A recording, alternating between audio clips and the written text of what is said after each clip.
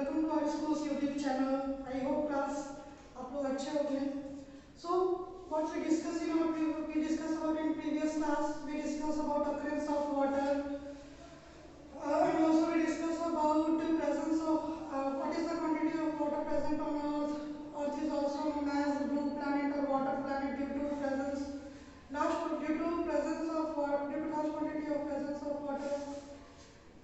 Then today we discuss about water table. So class पिछले class में हम लोग जो पढ़े थे आई होप आप लोगों को सब कुछ याद होगा, नहीं याद होगा तो आप लोग एक बार फिर से रिवाइज कर लेना, देन हम लोग आगे पढ़ेंगे। सो क्लास है वाटर साइकिल। वाटर साइकिल का मतलब क्या होता है? तो वाटर साइकिल का अगर हिंदी कहा जाए तो वाटर साइकिल का मतलब आपका क्या? जल चक्र। ठीक है, वाटर साइकिल। ये आप लोग सोचते होंगे या फिर हमारे जब हम लोगों को पीछे पढ़ा रहे थे तो मैंने आप लोगों को बताया था कि ओशियन का वाटर, सी का वाटर तो अपना सॉल्टी होता है, बट जो रिवर लेकिन जो आपका पानी जो होता है जो हम लोग पीते हैं इतना ओशियन सी का पानी आपका सॉल्टी होता है और वो ही ज़्यादा प्रेजेंट है हमारे अर्थ पर। और उसके होने के बावजूद भी हमारे यहाँ जो पोटेबल वाटर है उसको वो सॉल्टी नहीं लगता है, वो उतना समुद्र के पानी जैसा नहीं लगता है। क्यों ऐसा होता है? इसका आंसर अब हम लोगों को वाटर साइकिल में देगा। और उसके साथ ही क्लास हम लोग पढ़ते हैं कि ये आपका कैसे वाटर का जो क्वांटिटी है वो अर्थ पर मेंटेन हो रहा है। ठीक है, कैसे वाटर का जो लेवल है वो अर्थ पर मेंटेन हो रहा है अंडरग्राउंड अर्थ में।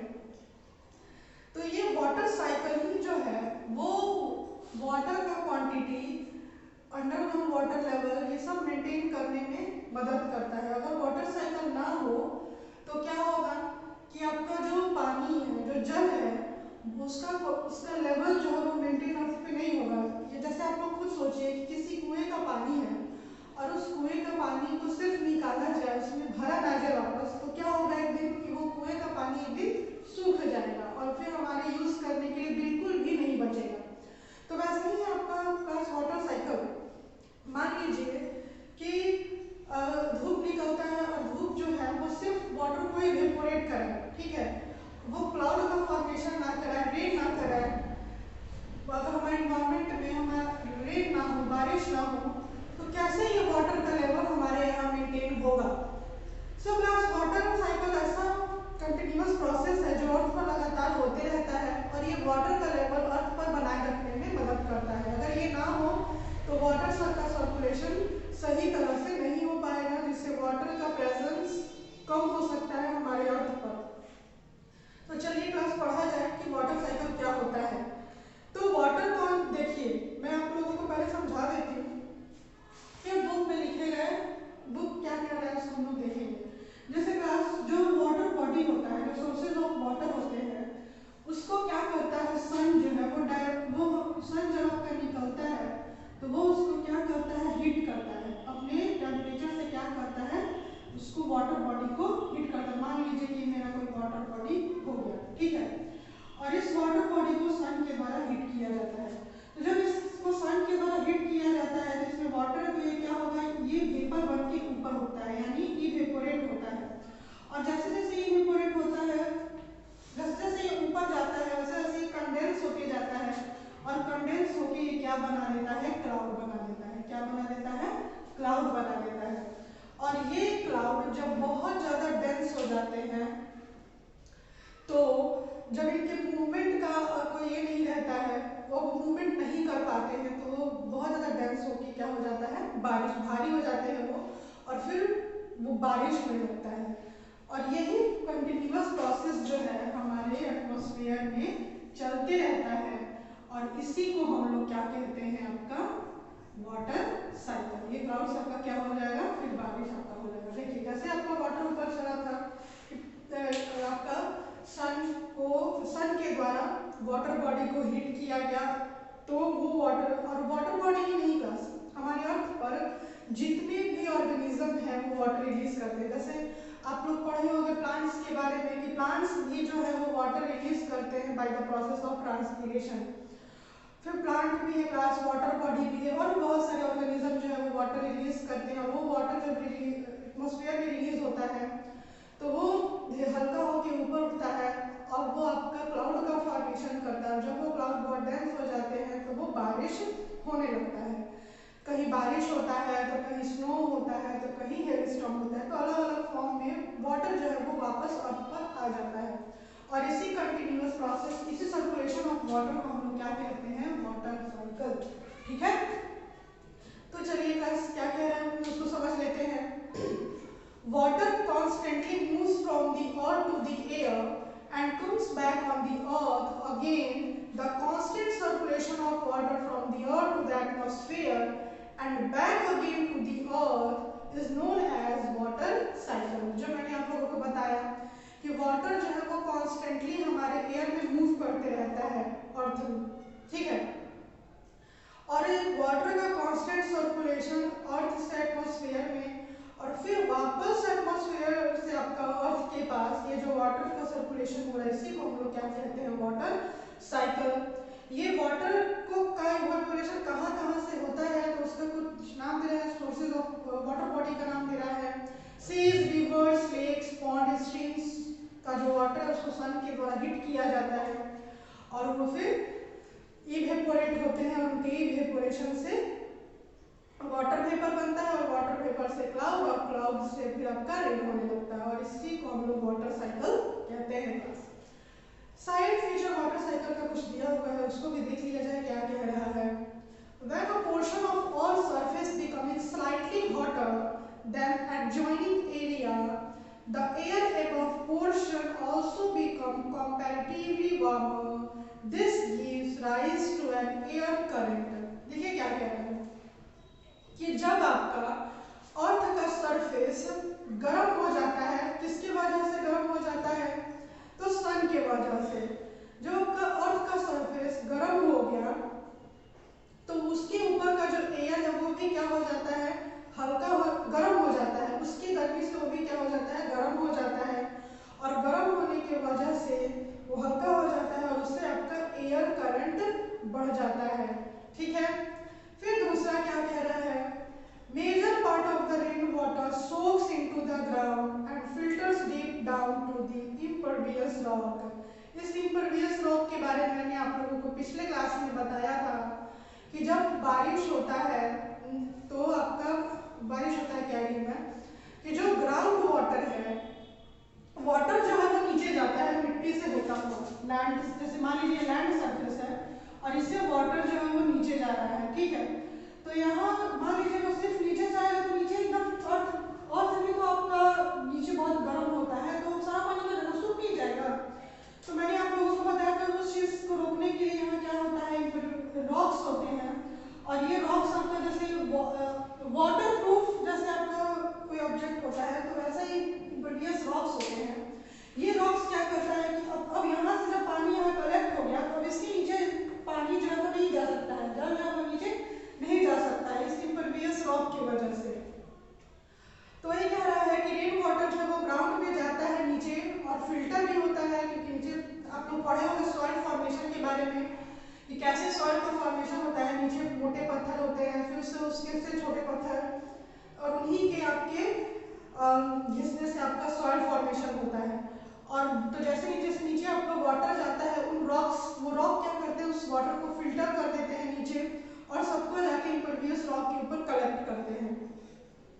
नेक्स्ट आपका क्या कह रहा है, the part of rain water forms small water current. Rain water में जो है वो आपका छोटा स्मॉल वाटर करंट आपका फॉर्म कराता है। Such current join another to give a large current called river. और जब ये छोटे छोटे करंट एक दूसरे के साथ मिल जाते हैं तो ये मिलकर एक बड़े रिवर का फॉर्मेशन करते हैं। Soon after the rain, the rivers are full to the brim। तुरंत जैसे आपका बारिश होता है तो तुरंत रिवर जो है उसका फ्लो बढ़ जाता है और वो मतलब जितना जैसे आपका रिवर में जो वाटर तो हमेशा ही होता है लेकिन जब बारिश होता है तो उस रिवर का पानी फान पे आ जाता है, पानी उसमें बढ़ जाता है। नेक्स्ट आपका क्या कुछ दे रहा है, ये तो वाटर साइकिल के बारे में। अब हम लोग कुछ स्टेप्स देखेंगे जो वाटर साइकिल में इन्वॉल्व हुए हैं। क्या क्या है? तो इवेपोरेशन है, फिर है आपका ट्रांसपीरेशन, फिर कंडेंसेशन, वाटर वेपर, ये सब टर्म्स के बारे में हम लोग पढ़ेंगे कि ये होता क्या है। तो सबसे पहला टर्म है क्लास इवेपोरेशन। इवेपोरेशन क्या होता है?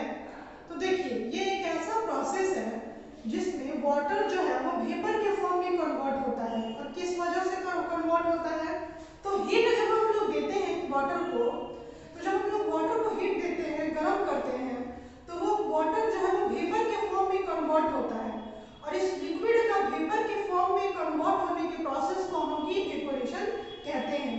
अब उसको हम लोग गैस स्टोव पे भी वाटर को जैसे गर्म करते हैं तो देखते हो कि भाप निकलता है, भाप निकलता है, उसको लोग क्या कहते हैं? वाटर वेपर कहते हैं।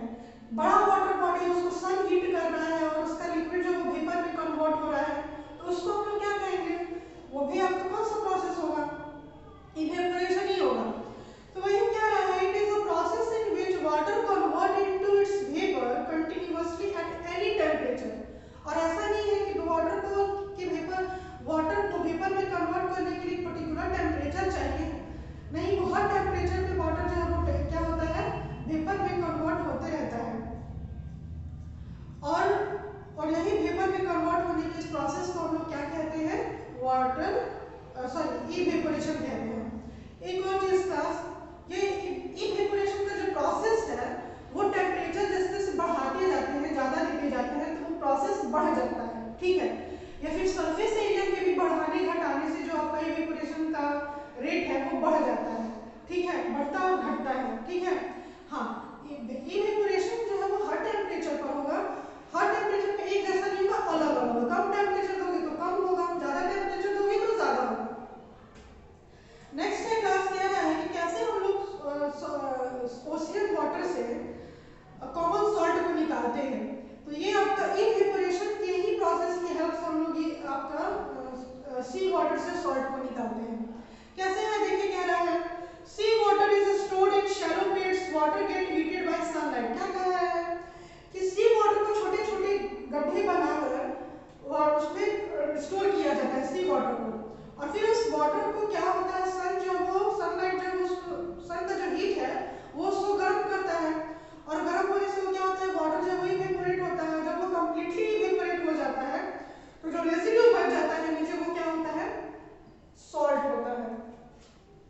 और इस तरह से हम लोग उसके बाद वो सॉल्ट जब आपका निकल जाता है, उस सॉल्ट को आपका प्यूरिफाई किया जाता है, हाइलाइट बनाया जाता है, और उस सॉल्ट का यूज भी हमारे द्वारा किया जाता है, कॉमन सॉल्ट।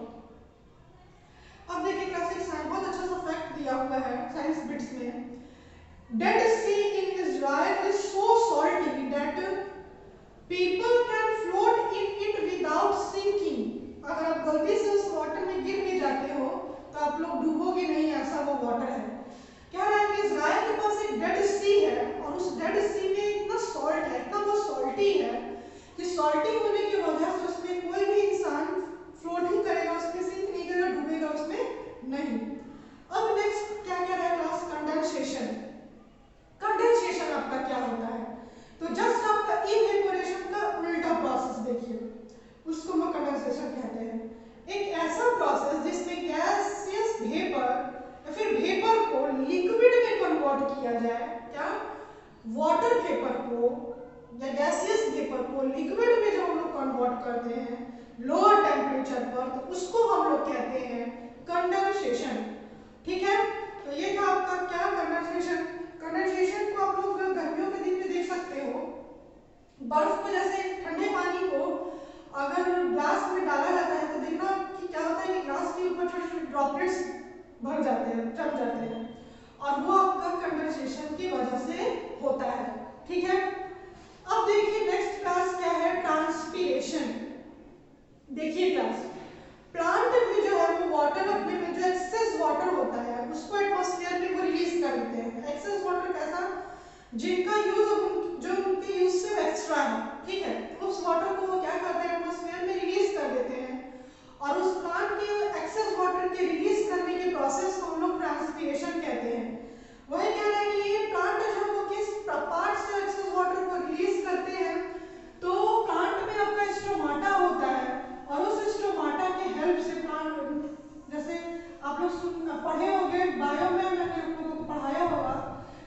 छोटे पोर्स होते हैं प्लांट में, और ये छोटे छोटे पोर्स को हम लोग क्या कहते हैं, जिससे प्लांट जो है वो ब्रीथिंग करते हैं, रेस्पिरेशन का प्रोसेस करते हैं।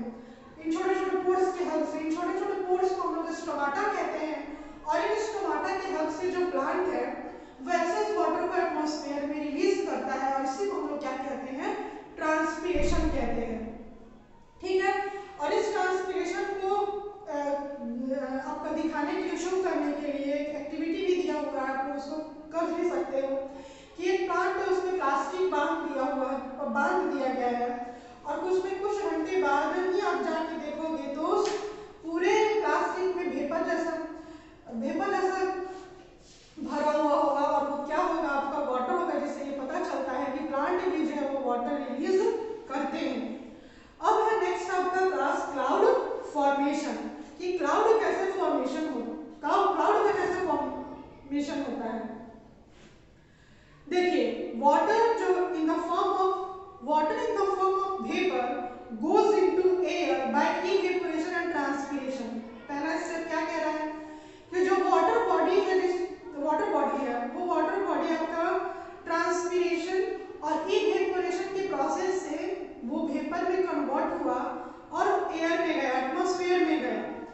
Clouds formed when some water vapor condensed and formed teeny droplets of water।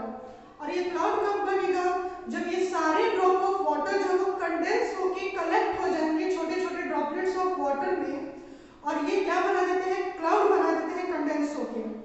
If the air is cold enough the water will form ice crystal instead of droplets.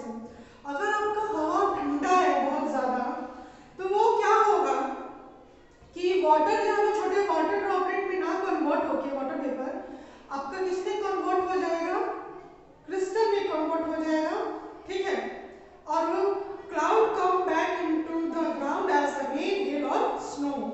और यही cloud आपका वापस आया rain के form में, फिर बारिश के फॉर्म में, फिर नीचे आएगा लैंड पर। किस किस फॉर्म में आ सकता है, बारिश के फॉर्म में आ सकता है, हेल के फॉर्म में भी आ सकता है, और स्नो के भी फॉर्म में आ सकता है। तो इस तरह से ये जो टर्म थे क्लास आपका ये वाटर साइकिल में, वो सारा योग आप लोगों को क्लियर होगा। नहीं क्लियर होगा तो आप लोग वीडियो रिवाइंड करो, समझ में आ जाएगा।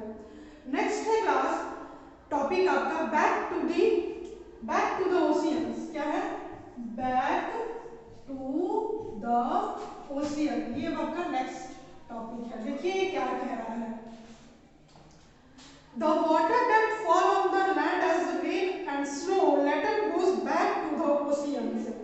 जितना भी वाटर आपका रेन की वजह से, स्नो है, जो भी फॉर्म में आपका बारिश हो रहा है, वो आपका लास्टली वो कहाँ जाता है, तो ओशियन में ही जाता है। मानते हैं कि छोटे छोटे रिवर्स होते हैं, लेक्स होते हैं, वो सारे भी आपका कहीं ना किसी फॉर्म में कनेक्टेड होते हैं ओशियन से, और वो सारे लास्टली जाके सारा वाटर कहाँ गिरा देते हैं, ओशियन में गिरा देते हैं। There are so many ways by which water goes back to the ocean। बहुत सारे तरीके दिए गए हैं जिससे हम लोगों को पता चलेगा कि वाटर जो है वो वापस ओशियन में ही चला जाता है। जैसे ये एग्जांपल दिया हुआ है, most of the water that falls on land as rain flow into the rivers। Maximum जो वाटर होता है रेन के फॉर्म में, जो बारिश होता है, वो मैक्सिममली कहाँ फ्लो होता है, तो रिवर में। और ये रिवर्स अल्टीमेटली लास्ट में कहाँ जाके गिरती हैं, तो ओशियन में गिरती हैं। The snow on the mountain melt into water. जो माउंटेन पर भी जो स्नो जमा रहता है वो भी आपका वाटर के फॉर्म में फिर मेल्ट होता है, और वो भी जाके कहाँ गिरता है, स्ट्रीम्स में या रिवर में। और वो रिवर और स्ट्रीम भी लास्ट में कहाँ ज्वाइन होती है, तो ओशियन में ज्वाइन होती है, और वो सारा पानी ले कहाँ छोड़ देती है, गिरा देती है, तो ओशियन में गिरा देती है। तो घूम फिर के बारिश का जो पानी है क्लाउड बना, और फिर क्लाउड से वापस कहाँ आ गया, ओशियन में आ गया पानी। भले ही बहुत सारा प्रोसेस के बाद आया, लेकिन लास्टली वही आ जाता है। अब देखिए नेक्स्ट में क्या कह रहा है क्लास, क्या होगा जब कहीं बहुत ज्यादा बारिश हो जाए, और क्या होगा कहीं लंबे समय तक बारिश ना होने पाए। तो बहुत सिंपल सी बात है क्लास, आप लोग सोच के ही देख लो कि अगर कहीं बहुत ज्यादा बारिश होगा तो वहाँ बाढ़ ही आ जाएगा, और बहुत कम होगा तो वहाँ सूखा पड़ जाएगा। जैसे आप लोग पढ़े भी होंगे कि किसी भी चीज का एक्सेसिवनेस अच्छा नहीं होता है, ज्यादा चीज होना किसी चीज़ का वो अच्छा नहीं होता है, किसी चीज़ का बहुत कम होना भी अच्छा नहीं होता है। हाँ, हमारे यूज हमारे इनफ हमारे इनफ हो तो वो सही है, ना बहुत ज़्यादा ना बहुत कम, पर्याप्त मात्रा में होना उसका। वही कह रहा है कि heavy rain lead to rise in the level of water in river, lakes, and ponds। कह रहा है कि अगर भारी बारिश होता है, ज़्यादा बारिश अगर कहीं होता है तो उससे वाटर का क्वांटिटी रिवर में, लेक्स में, पॉन्ड्स में, सारी जगह क्या हो जाता है, बढ़ जाता है। Thus the water is spread over large area causing floods। अगर यही जो वाटर है ये जब फैलेगा तो क्या होगा, बाढ़ लाएगा। In our country, floods cause damage to crops, domestic animals, property and human life। हमारे कंट्री में भी हमारी कंट्री या अदर भी कंट्री में अगर कहीं एक्सेसिव वाटर हो जाए तो उसका बैड इम्पैक्ट पड़ता है। हमारे कंट्री में भी उसका बैड इम्पैक्ट पड़ता है, जैसे क्रॉप डैमेज हो जाते हैं, एनिमल्स बहुत सारे डेथ हो जाते हैं, बहुत सारे लोगों का प्रॉपर्टी बर्बाद हो जाता है, बहुत सारे लोगों का लाइफ भी चला जाता है। तो technically a flood can be defined as amount of water that is 1 foot to several feet in depth spread over a large area। तो फ्लड को आपका डिफाइन किया है कि amount of water that is 1 foot to several feet in depth spreaded over large area. मतलब 1 foot of water जो है वो बहुत लार्ज एरिया में डीपली बढ़, डेप्थ में भी बढ़ गया और ऊपर में भी है आपका लार्ज एरिया में वो फैल गया। इसी को हम क्या कहते हैं, फ्लड कहते हैं, बाढ़ कहते हैं। एक केस स्टडी दिया हुआ है क्लास, बहुत इंटरेस्टिंग है, जम्मू एंड कश्मीर का। सितंबर 2014 में जम्मू और कश्मीर में बहुत ज़्यादा बारिश हुई और वहाँ बहुत ही डैमेज प्रॉपर्टी और लाइफ का हुआ। बसेस, ट्रेन, सब कुछ को रोक दिया गया उधर जाने से। और उसके बाद फिर तमिलनाडु का भी दिया है क्लास की, 2004 में सुनामी वहाँ आया हुआ था 26 दिसंबर 2004 में, जिसमें हंड्रेड्स ऑफ पीपल मर गए और 50,000 लोगों को वहाँ अपना अपना घर छोड़ के वहाँ खाली करना पड़ा, जिन जिन जगहों में वो लोग रहते थे। तो वही कह रहा है कितना बैड इम्पैक्ट फ्लड का हमारे यहाँ पड़ता है। नेक्स्ट कह रहा है class effects of flood, flood का क्या क्या इफेक्ट पड़ता है। तो सबसे पहला, किसी एरिया में अगर फ्लड आता है तो एनिमल मरते हैं, लोग मरते हैं, तो उससे क्या होता है, बहुत सारे आपका इंसेक्ट बढ़ जाते हैं उन एरियाज में, तो उससे डिजीज बहुत बढ़ने लगता है, पहला। दूसरा क्या है, स्टार्वेशन, लोग भूखमरी से मरने लगते हैं क्योंकि सप्लाई ऑफ हर चीज का सप्लाई बंद हो जाता है, सप्लाई ही इंटरप्ट हो जाता है ड्यू टू वाटर, लोग पहुंच नहीं पाते हैं, कनेक्शन लॉस हो जाता है, तो लोग स्टार्वेशन का सामना करना पड़ता है। फिर लोगों को रेसिडेंशियल एरिया का लॉस हो जाता है, प्रॉपर्टी लॉस होता है, ह्यूमन राइट्स लॉस होते हैं, जो मवेशी होते हैं, गाय भैंस बकरियां वगैरह ये सारी भी मर जाती हैं, लॉस हो जाता है इनका भी। क्रॉप्स भी ज़्यादा दिन तक पानी में सड़ जाते हैं, वो भी खराब हो जाते हैं। तो फूड चेन का जो सप्लाई है वो डिस्ट्रॉय हो जाता है। और ये सारे फ्लड का आपका इफेक्ट है जो हम लोगों को झेलना पड़ता है। कुछ बीमारियों का नाम दिया गया है क्लास जो फ्लड में आपका ज़्यादा फैलता है, जैसे कॉलेरा, डायरिया और other water and borne disease आपके फैलते हैं। वाटर से जितने भी रिलेटेड डिजीज हैं, कंटामिनेटेड वाटर की वजह से वो डिजीज, वो बीमारियां जो है वो भी फैल जाती है, जिससे जो लोग बचे भी रहते हैं बारिश से मान लीजिए बारिश नहीं बने, लेकिन अगर उनका बीमारी का इलाज सही समय पर नहीं हो पाता है तो वो लोग उस बीमारी की वजह से मर जाते हैं। अब अगर जैसे कि मैंने आप लोगों को बताया क्लास की, क्या हो अगर लंबे समय तक बारिश आपका ना हो, तो लंबे समय तक अगर आपके पास बारिश नहीं होगा तो लोगों को सूखे का सामना, ड्रॉट का सामना करना पड़ता है। जस्ट वाटर नहीं सोचिए कि वाटर सोच लीजिए कि पीने के लिए ना देखने ही ना तो क्या होगा, तो सोच सकते हो क्लास कि वहां भी आपका सेम चीज होगा कि लोग जो है वो पानी नहीं मिलने की वजह से डिहाइड्रेटेड हो जाएगा, उनका बॉडी डिहाइड्रेशन का सामना करना पड़ेगा, एनिमल्स को भी और ह्यूमन बीइंग्स को भी, और उस वजह से उनका लाइफ लॉस होगा वहाँ। तो देखिए क्या कह रहा है, just imagine what happen if it does not rain in a region for a year or more. क्या होगा, इमेजिन करके देखिए कि अगर 1 साल से ज़्यादा अगर किसी एरिया में बारिश ना हो तो अब normally long period of insufficient और no rainfall is called drought. अब नॉर्मली किसी एरिया में लंबे समय तक बारिश ना हो तो उस एरिया में